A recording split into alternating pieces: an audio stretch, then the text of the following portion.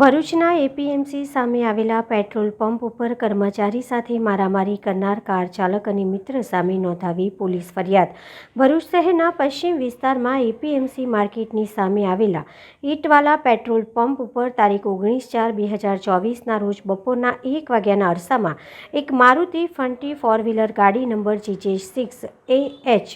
5264ના ચાલક CNG gas પુરાવા માટે લાઇન તોડી પંપ પર આગળ આવી જતા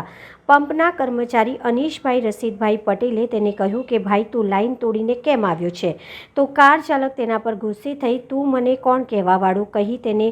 મા બેન સમી ગંદી ગાળો આપી મોઢાના ભાગે ધીકાપાટું માર મારી તેમજ છોડાવવા માટે વચ્ચે પડેલા કર્મચારી જાવેદભાઈ યુસુફભાઈના આવને પણ ડાબા હાથની આંગળીઓ મચેડી દઈ ફ્રેક્ચર કરી હતી, જે બનાવની ફરિયાદ ભરૂચ બી ડિવિઝન પોલીસ સ્ટેશનમાં કરવામાં આવી છે।